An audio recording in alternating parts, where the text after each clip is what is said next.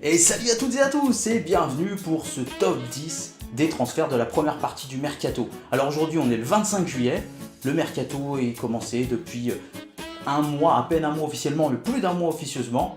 On va voir quels ont été les 10 plus gros transferts de cette première moitié du Mercato estival. Et c'est parti, on commence ce top avec Leonardo Bonucci qui a signé au Milan AC pour la bagatelle de 42 millions d'euros en provenance de la Juventus Turin. Alors apparemment ce serait 40 millions plus de bonus, en tout cas ça fait un petit bénéfice d'environ 25 millions pour la Juve qui perd quand même un gros défenseur central, une de ses armes principales dans la défense. Moi je pensais qu'il allait signer plutôt en Angleterre, notamment à Chelsea, mais apparemment il aurait choisi le Milan AC pour rester proche de sa famille et notamment de son fils. En tous les cas c'est un contrat de 5 ans pour Bonucci qui rejoint les Rossoneri. Et on enchaîne en numéro 9 avec Tiemoué Bakayoko qui a signé à Chelsea en provenance de Monaco pour 45 millions et un contrat de 5 ans. Un très joli bénéfice pour Monaco de 37 millions. Un milieu très prometteur qui, on l'espère, va passer un cap à Chelsea, notamment aux côtés d'N'Golo Kanté.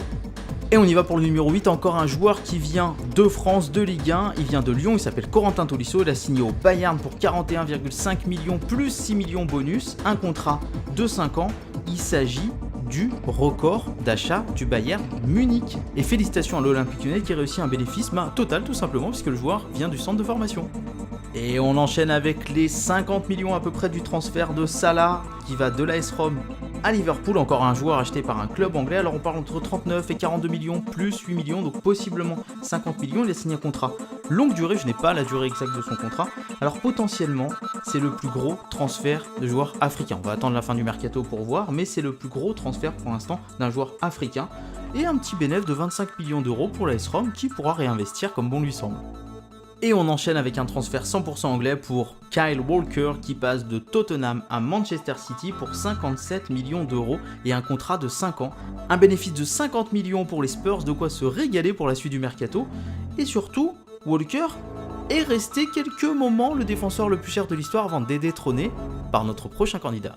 Et oui, en effet, au moment où je tourne la vidéo, Benjamin Mendy vient de signer à Manchester City en provenance de Monaco 57,5 millions, un demi-million de plus que Walker, de quoi le détrôner pour le trophée du défenseur le plus cher de l'histoire du football, un contrat de 5 ans et un bénéfice de 42,5 millions pour Monaco.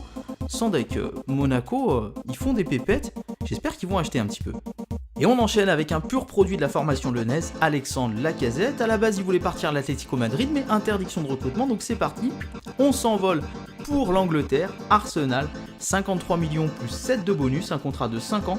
Total bénéf pour l'OL et record de vente pour l'OL, qui a de quoi investir pour l'avenir. Et on attaque avec le podium et la 3ème place pour un joueur encore de Monaco, Bernardo Silva, qui a signé à Manchester City pour 50 millions plus 20 bonus. City qui dépense beaucoup d'argent, un contrat de 5 ans. Et un petit bénéfice de 35 millions pour l'ASM.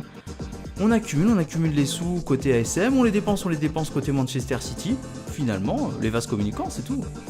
2e marche du podium pour Alvaro Morata qui vient du Real pour partir à Chelsea. Alors, le Real qui avait racheté Morata à la Juve 30 millions, on se disait tiens, il va peut-être jouer. Maintenant, le Real s'est dit on va le revendre 80 millions à Chelsea avec un contrat de 5 ans, 50 millions de bénéfices pour le Real. Honnêtement, en termes d'achat-revente, au Real Madrid, on s'y connaît quand même.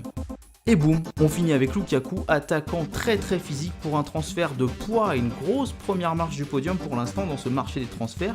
Il part d'Everton, va à Manchester City. Alors attention, on parle d'un transfert entre 85 et 100 millions, plus Wayne Rooney, c'est-à-dire qu'on parlerait potentiellement de 85 millions, plus 15 millions de bonus, plus Wayne Rooney estimé à environ 10 millions, donc on parlerait potentiellement de 110 millions pour Lukaku. En tout cas, ce serait un bénéfice d'au moins 50 millions, si c'est seulement 85 millions, parce qu'il avait été acheté 35 millions par Everton à Chelsea, et c'est le plus gros transfert de l'histoire entre deux clubs anglais. Ça pèse très lourd sur la balance, au niveau footballeur et au niveau money.